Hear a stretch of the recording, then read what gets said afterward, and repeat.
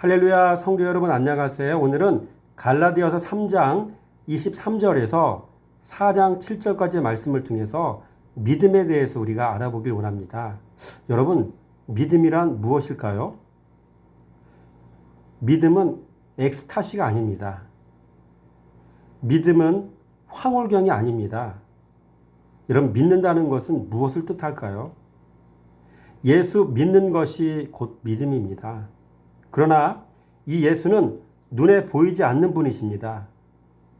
이 눈에 보이지 않는 예수님을 우리의 눈에 보이고 손에 잡히도록 주신 것이 곧 말씀인 것이죠. 그러므로 말씀 사랑하는 것이 곧 믿음이란 얘기입니다. 자신이 사랑한 말씀 순종하는 것이 믿음인 것이죠. 자, 그러면 믿음의 정의가 있다면 믿음의 주체가 누군지를 알아야 되겠죠. 여러분, 믿음의 주체는 말씀에 눈뜬 바로 나 자신입니다. 믿음의 주체는 말씀에 눈떠 자신이 덫에 걸린 인생임을 깨닫게 된 나 자신입니다. 또 믿음의 주체는 말씀에 눈떠 물 끊어진 인생임을 깨닫게 된 나 자신입니다. 또 밑둥까지 끊어진 인생임을 깨달은 내 자신이 믿음의 주체인 것이죠. 또 끝물 인생임을 깨닫게 된 나 자신, 나 자신이 곧 믿음의 주체라는 사실을 기억하시기 바랍니다. 그래서 신앙생활하면서 이 말씀은 누가 들어야 된다? 우리 남편이 들어야 될 말씀이다. 우리 아내나 딸이나 아들이 들어야 될 말씀이다. 이런 맞는 것 같지만 사실은 그 순간은 그 은혜 받는 시간, 말씀 듣는 시간은 하나님께서 바로 당신 자신에게 주시는 말씀, 당신 자신에게 주시는 은혜의 시간이라는 사실을 늘 기억하시기 바랍니다. 여러분, 믿음의 정의가 나왔고요. 믿음의 주체가 나왔죠. 그럼 믿음의 대상은 누구일까요? 그렇죠. 바로 예수 그리스도이시죠. 말씀이신 예수 그리스도. 이분을 우리는 믿어야 되는 것이죠.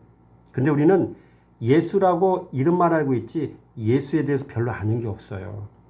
그래서 우리가 아는 예수는 이름만 아는 예수입니다. 우리가 아는 예수는 깊이가 너무 옅습니다. 여러분, 옅다라는 말은 깊이가 깊지 않다, 높이가 그다지 높지 않다라는 그런 뜻입니다. 여러분, 예수를 아는 것은 그래서 너무나 중요한 문제입니다. 예수를 알아야 그 예수를 믿든지 말든지 할 수 있기 때문이죠. 또 예수를 알아야 그 예수를 어느 정도의 수준으로 믿을지를 결정할 수 있기 때문입니다. 그래서 예수를 아는 문제는 내가 그 예수를 믿든지 말든지 또는 어느 정도의 수준으로 믿을지를 결정할 수 있는 것과 관계된 문제입니다. 이렇게 그분의 스펙을 알아야 내 인생과 내 영혼을 맡기든 말든 할 수 있지 않겠습니까? 그분의 스펙을 확인하고 믿음이 간다면 자신의 영혼과 인생을 송두리째 그분께 맡기는 게 여러분 옳지 않겠습니까? 여러분, 그래서 우리는 이 시간에 예수님의 스펙을 좀 더 확인해 보기 원합니다. 첫째, 여러분, 예수 그리스도는 창조자이십니다. 잠언 8장 30절 말씀에 내가 그 곁에 있어서 창조자가 되어 날마다 그의 기뻐하신 바가 되었으며 항상 그 앞에서 즐거워하였으며. 여러분, 천지창조는 예수님이 하신 것이죠. 여기서 우리는 놀라 자빠져야 돼요. 하나님이 천지를 창조하셨다는 얘기는 아는데 여러분, 예수 그리스도가 바로 천지 창조하신 분인 것을 알지 못해요. 여러분, 예수님은 창세기 1장 이전부터 계신 분이에요. 그래서 천지 창조 사역에 분명히 동참하신 분, 아니 천지 창조를 행하신 분이 예수 그리스도라는 사실을 여기서 우리는 분명히 알아야 돼요. 예수님이 이런 분이에요. 둘째로 예수 그리스도는 구원자이십니다. 마태복음 1장 21절 말씀에 아들을 낳으리니 이름을 예수라 하라. 이는 그가 자기 백성을 그들의 죄에서 구원할 자이심이라 하니라 라고 기록되어 있습니다. 여러분, 예수님의 존재의 목적은 죄인 구원입니다. 그러므로 죄 문제를 터치하지 않고는 예수를 믿을 수가 없어요. 그런데 사람들은 자신의 죄 문제는 언급하기를 싫어합니다. 자신의 죄를 꼭꼭 감춥니다. 설령 누가 나의 죄 문제를 조금만 건드려도 난리가 납니다. 자존심을 건드렸다고 난리가 나는 것이죠. 심지어 목사도 못 건드리는 부분이 성도의 죄 문제라고 이야기합니다. 그러니 여전히 교회 안에 있으면서도 해결되지 않는 죄 때문에 모든 고난은 다 받고 살아가는 여러분 그런 상황 속에 성도들이 처해 있는 것이죠. 심지어 이 고난을 욥이 당한 연단이라고 착각하며 무거운 짐을 홀로 지고 살아가는 성도들 여러분 얼마나 많이 있습니까? 여러분 예수 그리스도가 구원자이시라는 사실을 분명히 기억하시기 바랍니다. 셋째로 예수 그리스도는 심판자이십니다. 요한복음 5장 22절 말씀. 아버지께서 아무도 심판하지 아니하시고 심판을 다 아들에게 맡기셨으니. 여러분 죄는 하나님이 심판하시는 게 아니에요. 하나님은 그 심판권을 자신의 아들에게 위임하셨습니다. 그러므로 아들 예수가 심판하십니다. 그래서 아들 예수에게 잘 보여야 되는 것이죠. 그 아들의 말에 순종해야 죄에 대해 면제받을 수가 있는 겁니다.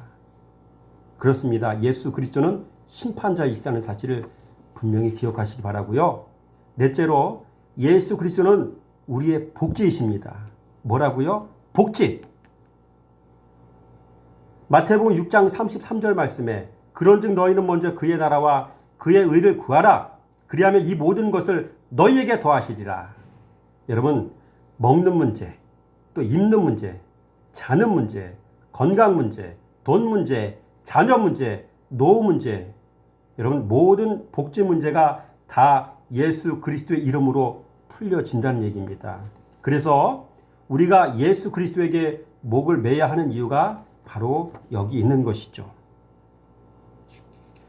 한 번은 늘 말씀 묵상하고 사시는 한 목사님이 자신의 교회에 있는 아버지가 부재 중인 청년들을 보면서 마음에 그 청년들에게 용돈을 주고 싶은 마음이 들었다고 합니다. 그런데 그럴 상황이 안 되어 마음이 참으로 안타까우셨다고 합니다. 그래서 속으로 아버지 돈 좀 주세요 라고 하나님 앞에 기도하셨다고 합니다.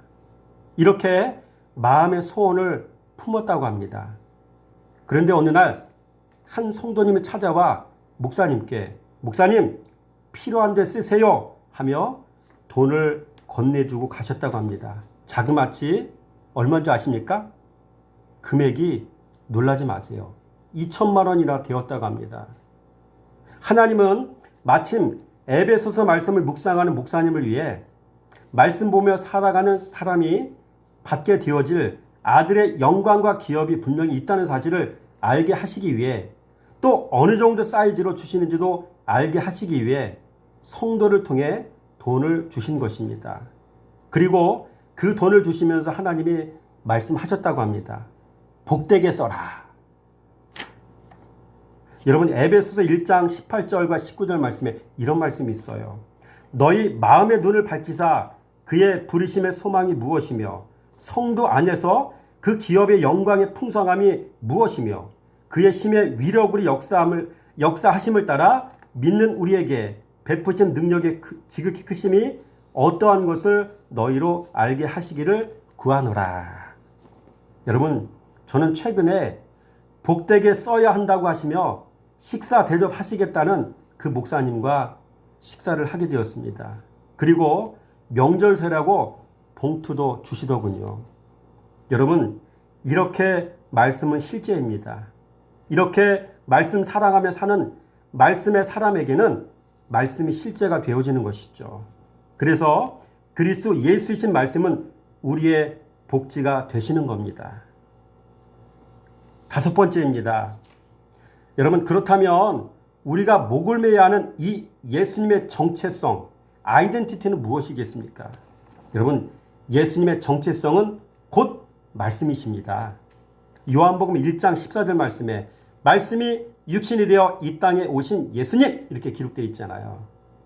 또한 우리가 목매야 하는 이 예수님의 이름은 계시록 19장 13절 말씀에 의하면 하나님의 말씀이라고 기록되어 있어요. 여러분, 이렇게 인생의 모든 문제는 다 예수 이름으로 풀려집니다. 여러분, 예수님은 어떤 분이십니까? 창조자이시죠. 구원자이시죠. 심판자이시죠. 또 우리의 복지이시죠. 여러분, 예수가 이런 분이심을 알아 이 사실을 믿을 때 우리는 우리의 삶을 예수님께 맡길 수가 있는 것이죠. 오늘 이 말씀을 들었던 저와 여러분 모두가 예수가 어떤 분인지 분명히 알았으니 우리의 인생 전체를, 우리의 영혼까지 다 우리 예수님께 맡기면서 여러분 하루하루 말씀의 종이 되어 살아가는 귀한 은혜가 우리 모두에게 있어지기를 주님의 이름으로 축원함을 드립니다.